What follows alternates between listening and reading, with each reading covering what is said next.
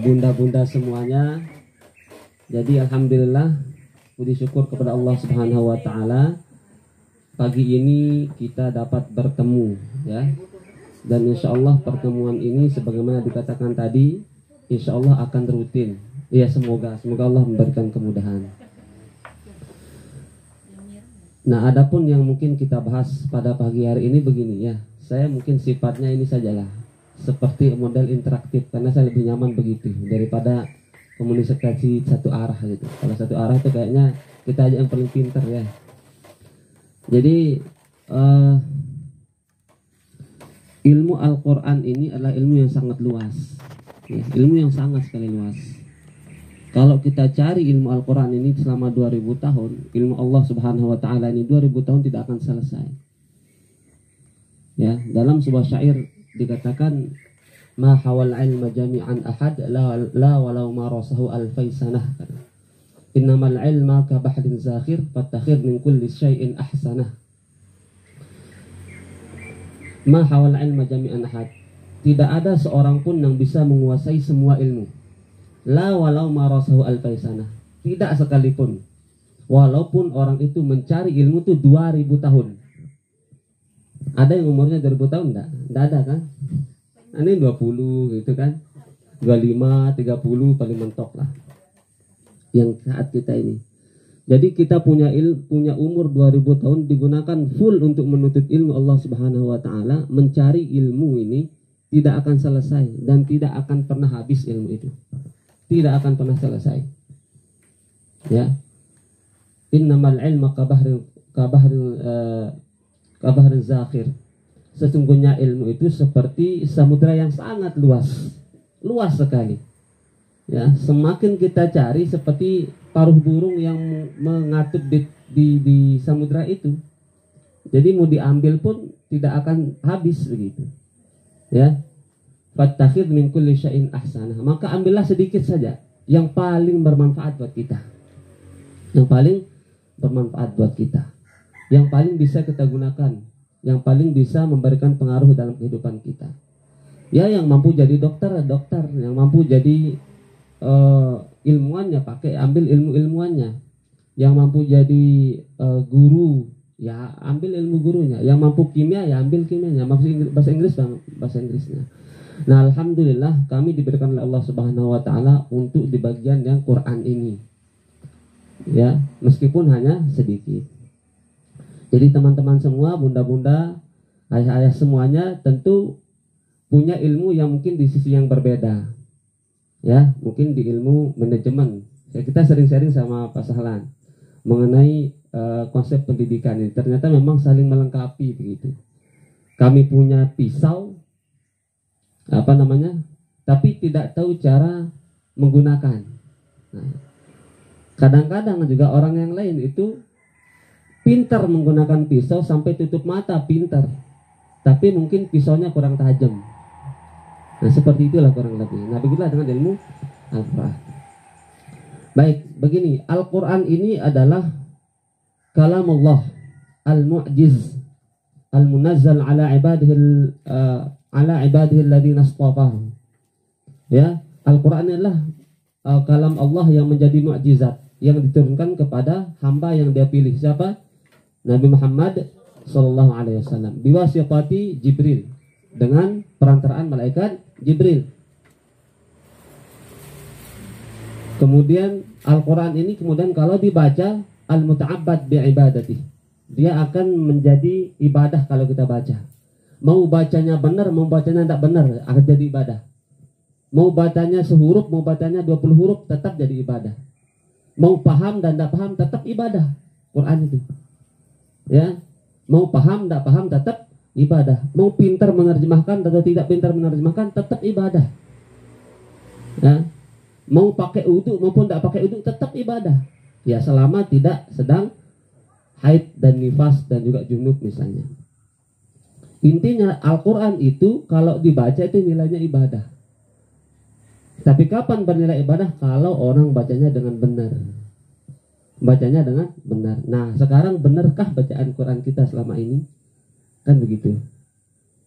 Benar apa tidak? Ya Allahu a'lam.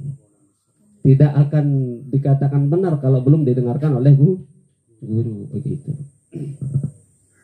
Nah, begitulah Al-Quran. Makanya kata Nabi SAW, al-mahiru bil Quran ma'as safaratil kiramil bararah. Orang yang mahir baca Quran itu dia akan ditemani oleh malaikat pencatat yang baik, yang mulia. Orang yang mahir. Nah, orang mahir catatannya banyak. Mahir itu mahir bacanya, mahir mengucapkan hurufnya, mahir tajwidnya gitu. Mahir memahami Al-Qur'annya, mahir mengamalkan Al-Qur'annya. Jadi banyak maksudnya itu mahir itu. Dia akan ditemani oleh para malaikat. Tapi minimal, paling minimal semahir-mahir yang dikatakan mahir baca Quran. Mahir baca Quran. Mahirnya apa? Ya tahu makhraj hurufnya bagaimana, tahu hukum-hukum hurufnya bagaimana, tahu sifat-sifat hurufnya seperti apa. Itu. Maka Allah akan berikan keistimewaan berupa dia akan diberikan, diutus kepada dia malaikat untuk mendampingi dan menjaga dia. Orang yang mahir. Kemudian kalau bahasa Nabi seperti ini, tentu orang yang mungkin masih belajar atau sulit menyebut huruf, mungkin orang mikir begini, ya kalau orang mahir begitu dong kita dapat apa begitu kan? Ya Lombok dapat Mandalika, Sumbawa dapat apa? Nah, orang yang pintar dapat malaikat, nah orang yang kurang pintar dapat apa? Maka Nabi menghibur kemudian di hadis berikutnya, walladzi yatata'ta fihi wa huwa alaihi syaqqun lahu ajran. Dan orang yatata'ta, diterjemahkan yatata'ta ini orang yang terbata-bata, tergak-gak. Tegak-gaknya mungkin karena ya gak-gak memang ngeros, atau mungkin tegak-gaknya karena memang alaihi syak, susah, karena mungkin lidahnya sudah kedung kerong, sudah kedung ya berkaku, berkarat lah begitu. Akhirnya hak sama hak tidak jelas, ya sin sama sa tidak jelas, sa sama shin tidak jelas, ya za sama zai tidak jelas. Maka kata Nabi Sallallahu Alaihi Wasallam, lahu ajran, dia dapat 2 pahala. Hebat kan? Orang yang terbata-bata saya dapat 2 pahala. Tapi orang terbata-bata nanti jangan catatannya semua, ada catatan khusus.